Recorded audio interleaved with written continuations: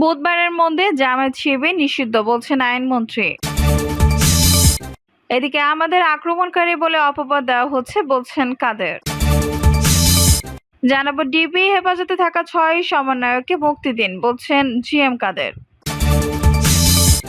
এবং সর্বশেষ জানাবো গণতান্ত্রিক ছাত্র শক্তি আসলে কার। দর্শক শুনছিলেন সংবাদ শিরোনাম, এখন বিস্তারিত। বুধবারের মধ্যে জামায়াত শিবির নিষিদ্ধ বলছেন আইনমন্ত্রী। বুধবারের ৩১ জুলাইয়ের মধ্যে নির্বাহী আদেশে জামায়াত শিবিরকে নিষিদ্ধ করা হবে বলে জানিয়েছেন আইন, বিচার ও সংসদ বিষয়ক মন্ত্রী আনিসুল হক।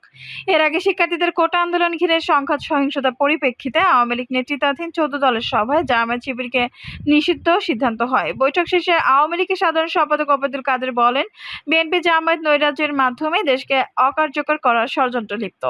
জাতীয় স্বার্থে দেশ বিরোধী অপশক্তি নির্মূল করার জন্য ১৪ দলের বৈঠকে সর্বসম্মতভাবে জামায়াত শিবির নিষিদ্ধ করার সিদ্ধান্ত নেওয়া হয়েছে। কোন প্রক্রিয়ায় জামায়াত শিবিরকে নিষিদ্ধ করা হবে জানতে চাইলে আইনমন্ত্রী বলেন, আওয়ামী লীগের সাধারণ সম্পাদক এবং সড়ক পরিবহন ও সেতু মন্ত্রী ওবায়দুল কাদেরের বক্তব্যের মধ্যে প্রশ্নের জবাব রয়েছে। মাননীয় প্রধানমন্ত্রী আমাকে নির্দেশ দিয়েছেন, এটা ঠিক যে আগামীকালের মধ্যে একটা ব্যবস্থা নেওয়ার। আমি কিছুক্ষণ পরে মাননীয় স্বরাষ্ট্রমন্ত্রীর সঙ্গে বসবো, সেখানে আমরা সিদ্ধান্ত নেব কোন আইনি প্রক্রিয়ায় হবে।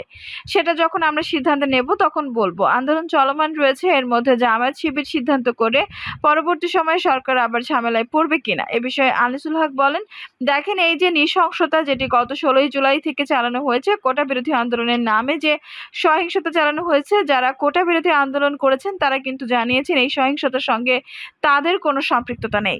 সেক্ষেত্রে আমাদের কাছে তথ্য উপাত্ত আছে, জামায়াত, বিএনপি ও ছাত্র ইসলামী, ছাত্র শিবির, ছাত্রদলের যারা জঙ্গি তারাই এটা করেছে। আইনমন্ত্রী বলেন, এই দলটাকে যদি নিষিদ্ধ করা হয় তাহলে আইন শৃঙ্খলা এবং দেশের রাজনীতিরও অনেক উন্নতি হবে। কোনো দলকে যদি নিষিদ্ধ করা হয় তখন সেটি নির্বাহী আদেশেই হয়, সেটি কোনো বিচার বিভাগীয় আদেশে হয় না, বলেন আনিসুল হক। তিনি বলেন, যুদ্ধ অপরাধের দায়ে বিচার করা এক কথা আর জামায়াতকে নিষিদ্ধ করা আরেক কথা। যুদ্ধ অপরাধের দায়ে জামায়াত নিষিদ্ধের আইনই আন্তর্জাতিক অপরাধ ট্রাইব্যুনাল আইন। পরিবর্তন বা সংশোধনের যে কথা আমরা লিখেছি, সংশোধন হলেও সেটা হলে যেটা হবে, যুদ্ধ অপরাধ হিসেবে জামায়াতের বিচার করা হবে। আন্তর্জাতিক অপরাধ ট্রাইব্যুনাল আইন সংশোধনের বিষয়টি অনেক বছর ধরে চলে আছে। এই বিষয়ে মন্ত্রী বলেন, এটা আপনারা দেখবেন পরে। আমাদের আক্রমণকারী বলে অপবাদ দেওয়া হচ্ছে বলছেন কাদের। আওয়ামী লীগের সাধারণ সম্পাদক ওবায়দুল কাদের বলেছেন, বিএনপি মহাসচিব মির্জা ফখরুল ইসলাম আলমগীরের কাছে সবাই নিরপরাধ অসহায়, তাহলে এই ধ্বংসযজ্ঞ চালালো কারা, কারা অগ্নিসংযোগ করলো? তিনি বলেন, আজকে কোথায় কথায় সরকার ও আওয়ামী লীগকে দোষারোপ করা হয়। এই ঘটনা প্রবাহে আমরা আওয়ামী লীগের লোকেরা, আমাদের কর্মীরা আক্রান্ত, আমরা আক্রমণকারী ছিলাম না, আমাদের হাতে অস্ত্র ছিল না। এখন আমাদের আক্রমণকারী বলে অপবাদ দেওয়া হচ্ছে। কিছুদিন ধরে নিরাপদ শিক্ষার্থীদের আটক করা হচ্ছে। বিএনপি মহাসচিবের এমন কথার জবাবে আওয়ামী লীগ সাধারণ সম্পাদক বলেন, আইন প্রয়োগকারী সংস্থা ভিডিও ফুটেজে দেখে অপরাধীদের চিহ্নিত করছে। কোনো নিরপরাধ ব্যক্তিকে আমাদের জামানতে আটক করা হচ্ছে না। নিরীহ তথা সাধারণ শিক্ষার্থীরা যাতে হয়রানির শিকার না হয় সে লক্ষ্যে প্রধানমন্ত্রী শেখ হাসিনার নির্দেশনা রয়েছে। আমরা বলবো, আওয়ামী লীগ বাংলাদেশের স্বাধীনতা ও মুক্তির পথে নেতৃত্বদানকারী প্রতিষ্ঠান।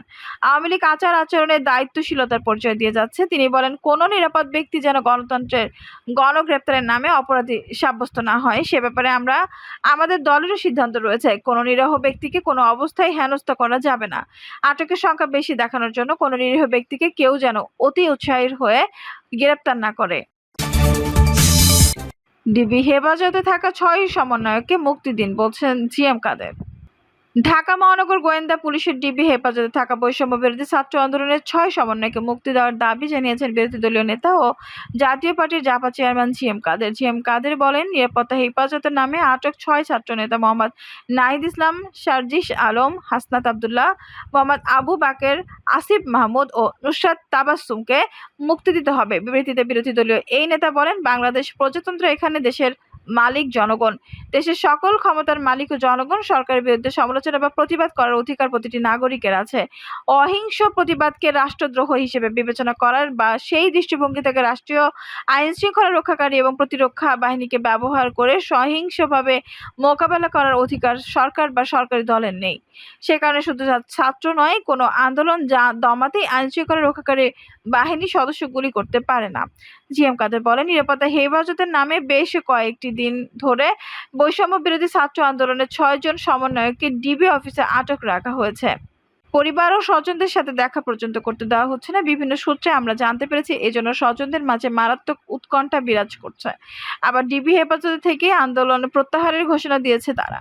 এদিকে সাধারণ ছাত্ররা মনে করেন গোয়েন্দা সংস্থা বলপূর্বক এবং ভয়ভীতি প্রদর্শন করে তাদের বাধ্য করেছে, এই কারণে সাধারণ ছাত্ররা আটক সমন্বয়কদের সেই ঘোষণা প্রত্যাখ্যান করেছে।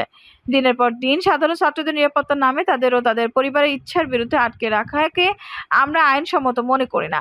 বিবৃতিতে জাতীয় পার্টি চেয়ারম্যান বলেন, বৈষম্য বিরোধী ছাত্র আন্দোলন দমন করতে আইনশৃঙ্খলা রক্ষাকারী বাহিনীর সদস্যরা বৃষ্টির মতো গুলি ছুড়েছে, হেলিকপ্টার এবং বহুতল বিশিষ্ট বাড়ির ছাদের উপর থেকে এবং ভ্রাম্যমাণ গাড়ি থেকে জনগণের উপর নির্বিচারে গুলি বর্ষণ করা হয়েছে, যে কারণে বাবা মায়ের কোলের মধ্যে ও ঘরের মধ্যে খেলারত অবস্থায় শিশু নিহত হয়েছে। আবার ঘরের ভেতরে কাজ করতে করতে গুলিবিদ্ধ হয়ে গৃহিণী নিহত হয়েছেন বলেও গণমাধ্যমে এসেছে। একইভাবে অসংখ্য নিরীহ পথচারীও গুলিবিদ্ধ হয়ে নিহত হয়েছেন। প্রশ্ন হলো, এই ধরনের গুলি বর্ষণের উদ্দেশ্য কি ছিল? সন্ত্রাসীদের নির্মূল করা যদি লক্ষ্য হয়, তাহলে এই ধরনের প্রক্রিয়ায় কি সন্ত্রাসী চিহ্নিত করা সম্ভব ছিল? বাবার কোলে শিশু, রান্নাঘরে গৃহিণী ও নিরীহ পথচারী, তারা কি সন্ত্রাসী? এই মৃত্যুর দায়ভার সরকারকে নিতে হবে। জিএম কাদের বলেন, আন্দোলন দমাতে দেদারছে গ্রেপ্তার করা হচ্ছে সাধারণ মানুষকে। অভিযোগ পাওয়া যাচ্ছে গ্রেপ্তারের বাণিজ্য চালাচ্ছে সংশ্লিষ্টরা। সাধারণ মানুষের মাঝে গ্রেপ্তার আতঙ্ক বিরাজ করছে। দেশের মানুষ যেন আতঙ্কের রাজ্যের বাসিন্দা। প্রতিটি আহত, নিহত এবং সহিংসতা নিরপেক্ষ তদন্ত সাপেক্ষ আমরা বিচার চাচ্ছি। গণতান্ত্রিক ছাত্র শক্তি আসলে কার? সরকারি চাকরিতে কোটা সংস্কারের দাবি পূরণ হওয়ায় আন্দোলন নিয়ে বিভক্ত হয়ে পড়েছেন আন্দোলনরত শিক্ষার্থীরা। মূল দাবি মেনে নেওয়ায় আন্দোলনে নেতৃত্ব দেওয়া প্রধান অংশ কর্মসূচি প্রত্যাহার করে নিয়েছে। তবে পরবর্তীতে প্রেক্ষাপটে নতুন দাবি নিয়ে কর্মসূচি চালিয়ে যেতে চাইছে অপর একটি পক্ষ। ইতিমধ্যে আন্দোলন থেকে সরে যাওয়ার ঘোষণা দিয়েছেন কয়েকটি বিশ্ববিদ্যালয়ের শিক্ষার্থীরা। ঢাকা মহানগর পুলিশের ডিএমপি গোয়েন্দা বিভাগের হেফাজতে থাকা অবস্থায় বৈষম্য বিরোধী ছাত্র আন্দোলনের 6 জন সমন্বয়ক আন্দোলন প্রত্যাহারের ঘোষণা দিয়েছেন। তাদের স্বজনরা গণমাধ্যমকে জানিয়েছেন, জোর করে তাদেরকে দিয়ে বিবৃতি দেওয়া হয়নি। তবে সমন্বয়কদের এমন ঘোষণা দিতে বাধ্য করা হয়েছে দাবি করে কর্মসূচি চালিয়ে যাওয়ার কথা বলেছেন আন্দোলনকারীদের অপর অংশের কয়েকজন নেতা। এখানে একটি বিষয় স্মরণীয় যে কোটা সংস্কার আন্দোলন যখন তুঙ্গে, তখন বিএনপি সহ সরকার বিরোধী সকল রাজনৈতিক দল কোটা সংস্কার আন্দোলনকারীদের সমর্থন জানিয়েছিল। এর পরিপ্রেক্ষিতে শিক্ষার্থীদের শান্তিপূর্ণ আন্দোলন সহিংসতায় রূপ নেয়। শিক্ষার্থীদের ঢাল হিসেবে ব্যবহার করে দেশ বিরোধী শক্তি ব্যাপক ধ্বংসযজ্ঞ চালায়। কোটা সংস্কার আন্দোলনের মধ্যে রাজধানী ছাড়িয়ে দেশের বিভিন্ন স্থানে সরকারি গুরুত্বপূর্ণ স্থাপনায় হামলা হয়েছে। ভাঙচুরের পাশাপাশি দেওয়া হয়েছে আগুন, একই সঙ্গে মূল্যবান জিনিসপত্র লুট হয়েছে। হামলাকারীরা লাঠিসোঁটা নিয়ে দল বেঁধে রাজধানীর বিভিন্ন এলাকায় স্থাপিত সেতু ভবন, বিআরটি ভবন, দুর্যোগ ব্যবস্থাপনা ভবন, স্বাস্থ্য অধিদপ্তরের মতো সরকারি স্থাপনায় একের পর এক হামলা করেছে। এসব তাণ্ডবে বিএনপি জামায়াত শিবিরের সংশ্লিষ্টতা পেয়েছে আইনশৃঙ্খলা বাহিনী। দেশের পরিস্থিতি স্বাভাবিক রাখতে শুক্রবার 19 জুলাই কারফিউ জারি করা হয়। দেশের পরিস্থিতি স্বাভাবিক হওয়ায় ক্রমে কারফিউ শিথিলের সময় বাড়ানো হচ্ছে। এমনতর অবস্থায় বৈষম্য বিরোধী ছাত্র আন্দোলনের অপর একটি অংশ কি কারণে বা কাদের স্বার্থে আন্দোলন অব্যাহত রেখে দেশে চলমান স্বাভাবিকতার গতি স্তিমিত করতে চায়? এদের পেছনে ইন্ধনদাতা কারা? তাদের খুঁজে বের করে শাস্তির আওতায় আনার দাবি জানিয়েছেন দেশের সাধারণ মানুষ। এদিকে যৌক্তিক আন্দোলনের দাবির মুখে 23 জুলাই প্রজ্ঞাপন জারির মাধ্যমে আংশিক বিজয় অর্জিত হয়েছে উল্লেখ করে সারা দেশে শিক্ষার পরিবেশ ফিরিয়ে আনা সহ একাধিক দাবি জানিয়েছেন সাধারণ শিক্ষার্থী মঞ্চ নামে নতুন একটি প্ল্যাটফর্ম। যদিও এই প্ল্যাটফর্মের সঙ্গে বৈষম্য বিরোধী ছাত্র আন্দোলনের কোনো সম্পর্ক বা সম্পৃক্ততা নেই বলে জানিয়েছেন কোটা সংস্কার আন্দোলনের সমন্বয়করা। অন্যদিকে কয়েকটি শিক্ষা প্রতিষ্ঠানের সমন্বয়করা সংবাদ সম্মেলন করে এই আন্দোলন থেকে সরে আসার ঘোষণা দিয়েছেন। এসব বিষয় শিক্ষার্থীদের দোটানায় ফেলেছে। আন্দোলনেও নিয়েও সন্দিহান অনেক শিক্ষার্থী। গত রোববার সন্ধ্যায় ডিবি কার্যালয়ে নিরাপত্তা হেফাজতে থেকে কোটা সংস্কার আন্দোলনের অন্যতম সমন্বয়ক নাহিদ ইসলাম, সার্জিস আলম, হাসনাত আবদুল্লাহ, আবু বাকের মজুমদার, আসিফ মাহমুদ ও নুসরাত তাবাসসুম তাদের কর্মসূচি প্রত্যাহারের তথ্য জানিয়ে বিবৃতি দেন। পাশাপাশি তারা একটি ভিডিও বার্তায় আন্দোলন প্রত্যাহারের বিবৃতি পড়ে শোনান।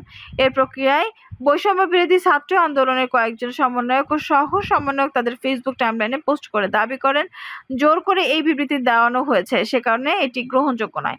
তাদের মধ্যে ছিলেন সমন্বয়ক আব্দুল কাদের, আব্দুল হান্নান, মাসুদ, মাহিন সরকার সহ সমন্বয়ক রিফাত রশিদ, আব্দুল্লাহ সালেহী, অয়ন প্রমুখ। এরপর রোববার রাতে সমন্বয়ক আব্দুল্লাহ কাদেরের সাক্ষীরে বিবৃতিতে দিয়ে আন্দোলনকারীদের বিক্ষোভ ও প্রতিবাদ সমাবেশের ঘোষণা দেন।